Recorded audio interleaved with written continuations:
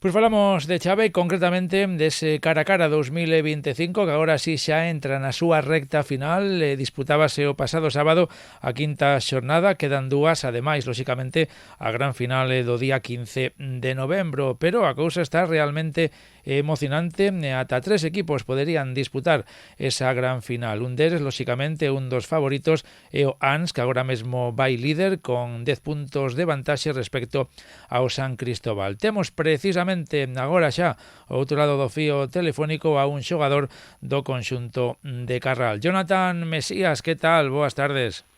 Boas tardes.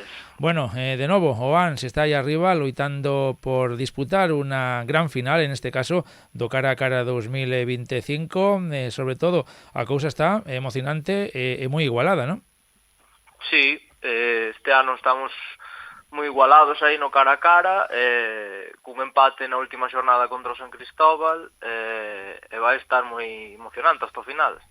Emocionante, sobre todo porque aínda que agora mesmo parece que o ANS destácase con eses 10 puntos de vantaxe respecto a San Cristóbal, esta fin de semana, este vindeiro sábado, toca descansar. Sí, é a nosa xornada de descanso e aí é onde supostamente pois é onde o San Cristóbal vai recuperar eses puntos e imos estar casi empatados ou a pré para unha hipotética final. Claro, vai a ser un partido tamén complicado para eles contra o Portazgo Bravú, agora mesmo terceiro, polo tanto todo dependerá do número de puntos que faga, claro. Sí, é un partido que sempre te podes deixar puntos neste tipo de xogo de especial, un equipo como Portazgo que ten varios tiradores que poden ganar os seus emparexamentos moi fácil e é onde se poden perder eses puntos.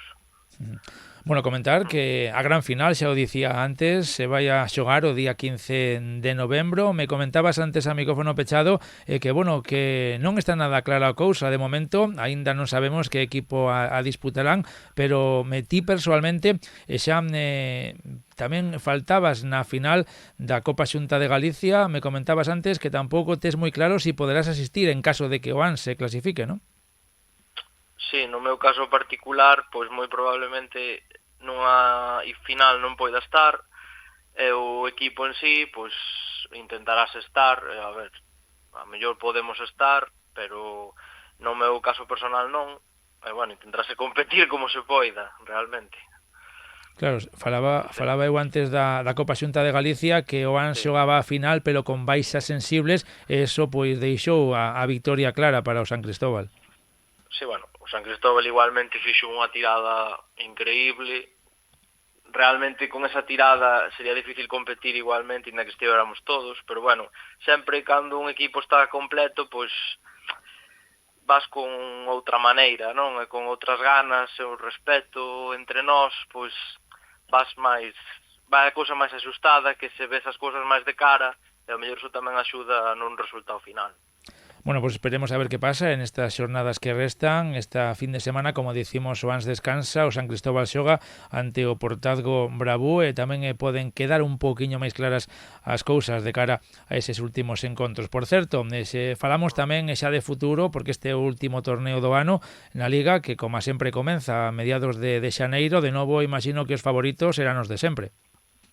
Sí, en principio San Cristóbal eu penso que estamos un pasiño por encima na regularidade e nas chaves por partido, que eu penso que nos vai deixar os dous en cabeza e competila entre nós, e despois o resto de equipos, pois aí sí que pode haber moita emoción, porque eu penso que ascendeu algún equipo que ten moi bo nivel, e sempre está o Portazgo, Santa Margarita, os Mariñeiros, hai un montón de equipos que todos teñen un nivel moi bo, e bueno, sempre che poden dar unha sorpresa no seu campo, pero igualmente eu penso que nós os dous estamos un pasiño por encima, que é complicado tamén deixarse puntos.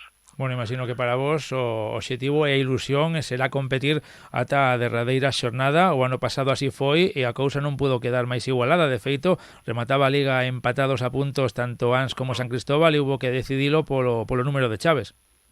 Sí, últimamente é a única maneira.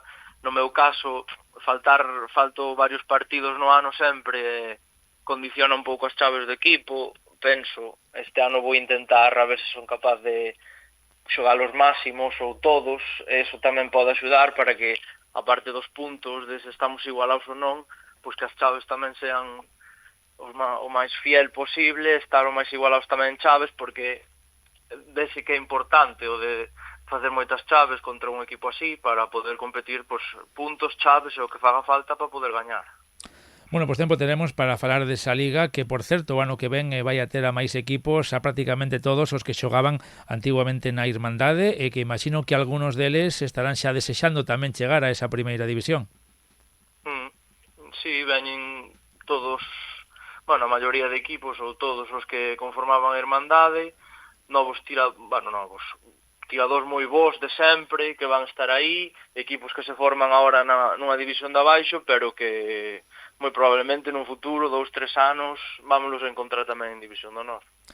Pois esperemos que sexa para ben. Antes de nada, a ver como remata este cara a cara 2025. Tempo teremos xa para falar o ano que ven da Liga. Pois Jonathan Mesía, xogador deste equipo do ANS, que de novo é favorito a todos os encontros e a todas as competicións que disputa.